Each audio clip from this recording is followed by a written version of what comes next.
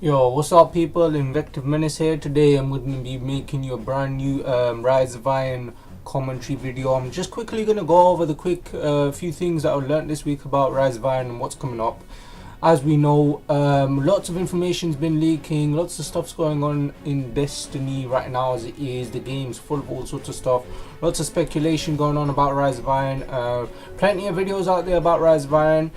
I'm going to make this spoiler free because I don't want to ruin the experience for any people that want to go into Rise of Iron fresh and everything. But from everything that I've seen, from everything that I'm expecting, I don't want Rise of Iron to be a disappointment, but it feels like it's not going to be as big as what people actually think it is.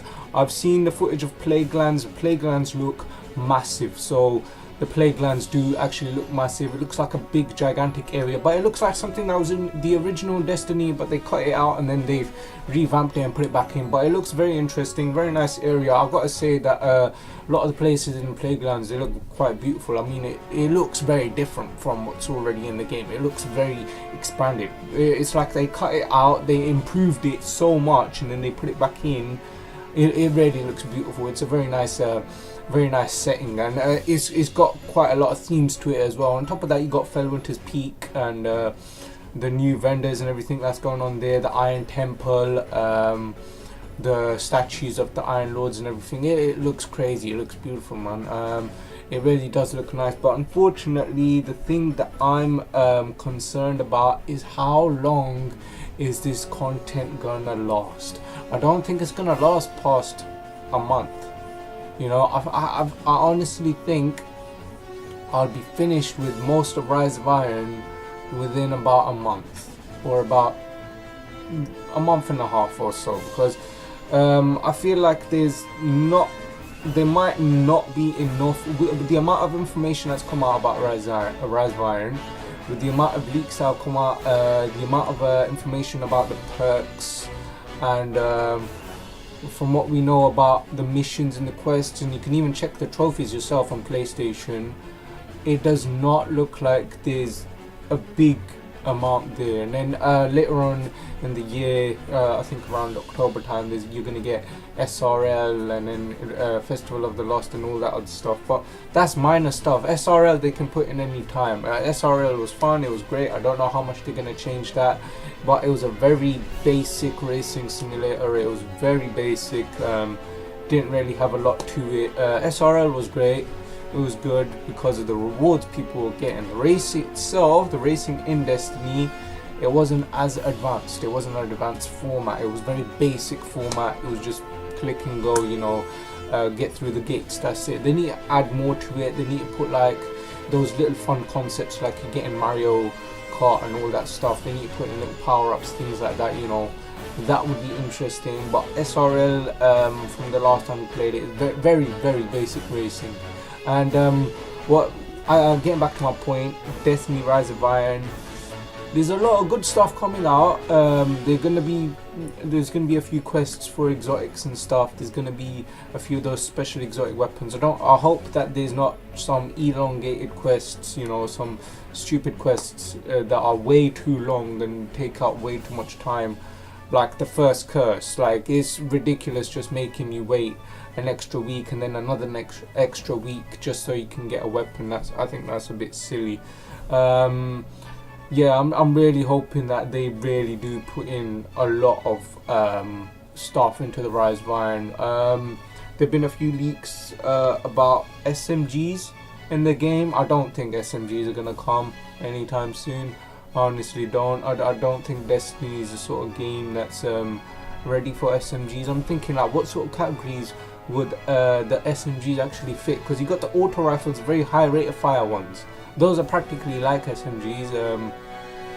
They're silly. They do kill fast, but auto rifles, as they are in the game right now, are not in a very good position. They've not been in a good position for over a year and a half now, for about 2 years now. When Destiny first launched, auto rifles were in a good position. They were great. The Surus was back then. The Surus was the king, and they've been tweaking auto rifles ever since. But hand cannons can outgun you pretty much at any range. Pulse rifles just do the job better across the board. A Hawk Saw will beat you at any range over the Monte Carlo. Honestly, auto rifles are in a bad position, and if they were to introduce some machine guns, what category would they fit in? I'd say they'd be in a good category if they were high damage, small range.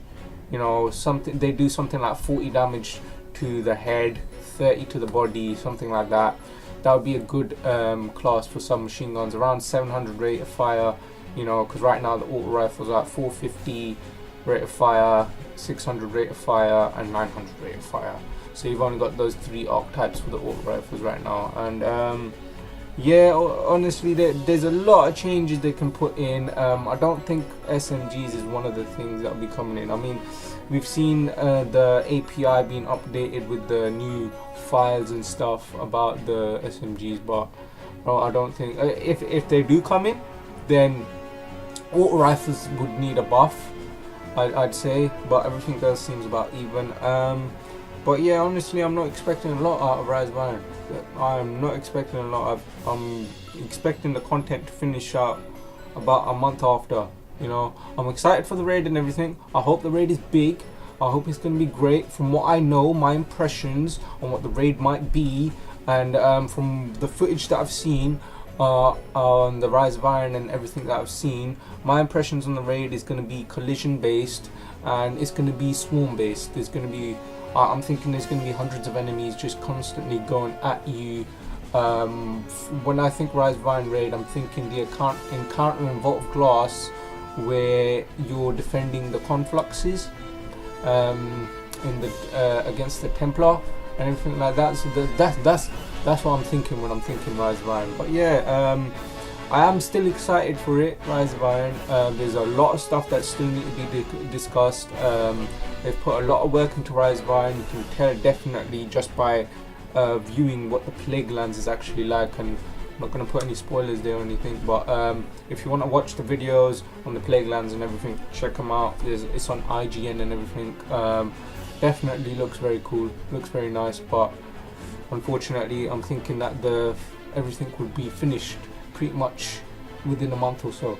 You know, I don't think Rise of Iron is going to be enough content to last until Destiny 2. It is not going to be enough content until Destiny 2. No way, no way. I think this content will dry out in about a month and a half, guaranteed. Month and a half, I'm thinking this content will be finished. Maybe they might add in extra exotics, you know, little quests they might put in, something like the Black Spindle quest. But I already watched one of the interviews with Urk, and he said that they don't want exotic quests like Black Spindle, which it baffles me.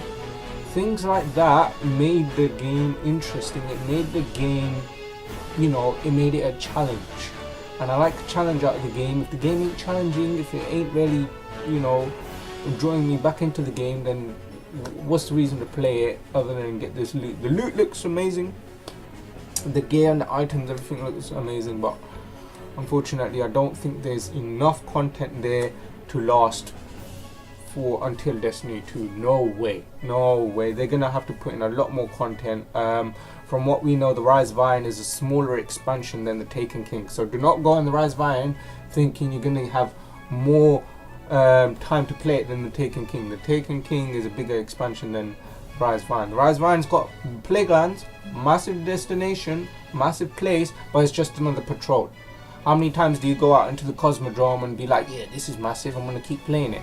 Not many times. So I don't think that the Rise of Iron is really going to last that long.